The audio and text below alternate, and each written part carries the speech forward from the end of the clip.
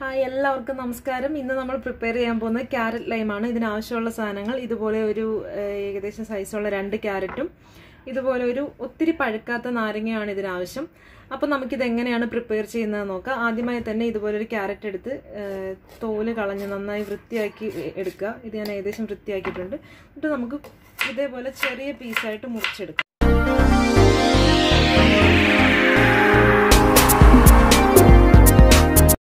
Full വേണ്ട, പകുതി നാരങ്ങ മാത്രം മതി. നമുക്കിത് എങ്ങനെ ചെയ്യുന്നതെന്ന് നോക്കാം. അപ്പോൾ നമ്മൾ ക്യാരറ്റ് മുറിച്ചെടുത്തിട്ടുണ്ട്. ഇതിലേക്ക് ഒരല്പം വെള്ളം, ഒത്തിരി വെള്ളം ഒഴിക്കരുത്, ജസ്റ്റ് ഒന്ന് ഇത് അരയാൻ പാകത്തിനുള്ള വെള്ളം ഒഴിച്ച് ഇതിൻ്റെ കൂടെ നാരങ്ങ ഒന്ന് മിക്സ് ചെയ്യരുത്. ആദ്യം ഇത് നന്നായിട്ട് നമുക്ക് അരച്ചെടുക്കാം. ഇതിൽ അരച്ചെടുത്തിട്ടുണ്ട്. ഏകദേശം ഈ ഒരു പരുവത്തിൽ അരഞ്ഞതിന് ശേഷം നമുക്ക് നേരത്തെ എടുത്ത് വെച്ചിരുന്ന നാരങ്ങ എടുക്കുക. നാരങ്ങ ഇത് ഫുള്ളായിട്ട് വേണ്ട, ഇതിൻ്റെ പാതി എടുത്തതിന് ശേഷം നമ്മൾ ഇതിനെ വീണ്ടും ചെറിയ കഷ്ണങ്ങളായിട്ട് മുറിച്ചാണ് ഇടുന്നത്. ഇതിങ്ങനെ കുഞ്ഞു പീസായിട്ട് മുറിക്കുക, ഇതിൻ്റെ കുരുവൊക്കെ മാറ്റുക. ഇങ്ങനെ ചെറിയ പീസായിട്ട് ഇതിൻ്റെ പാതി മുറിച്ചതിന് ശേഷം ഇങ്ങനെ ഇട്ട് കൊടുക്കുക. പ്രത്യേകം ശ്രദ്ധിക്കുക, നമ്മൾ ഇതിൽ ഒരു കയ്പ്പ് ടേസ്റ്റോ ഒന്നും ഫീൽ ചെയ്യത്തില്ല. നമ്മൾ ജ്യൂസ് അടിച്ചതിന് ശേഷം ഒത്തിരി നേരം വെക്കാതിരുന്നാൽ മതി. എന്നിട്ട് നമ്മൾ ഇത് മൂടി വെച്ച് ഒന്നും കൂടി നന്നായിട്ട് അരച്ചെടുക്കുക. നമ്മളിതിപ്പോൾ അരച്ചെടുത്തിട്ടുണ്ട്. ഇതിനെ നമ്മൾ എങ്ങനെയാണ് ഇതിനെ അരിച്ചെടുക്കണതിനെ നമുക്ക് അരിച്ചെടുക്കുന്നത് നോക്കാം.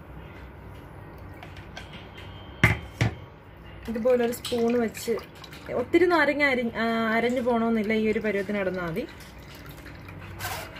നമുക്കിങ്ങനെ അരിച്ചെടുക്കാം.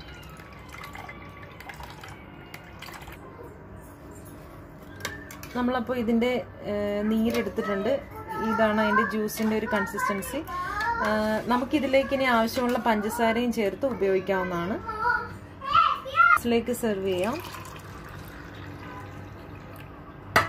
നല്ല നിറമൊക്കെ ഉണ്ട്. അപ്പോൾ നമ്മുടെ ക്യാരറ്റ് ലൈം റെഡിയായി കഴിഞ്ഞു. അപ്പോൾ ഇത് നമുക്ക് എങ്ങനെയുണ്ടെന്ന് നോക്കാം. ഇനി കുഞ്ഞാമ്മി കുടിച്ച് നോക്ക്, പറ, കൊള്ളാമോ? സൂപ്പർ.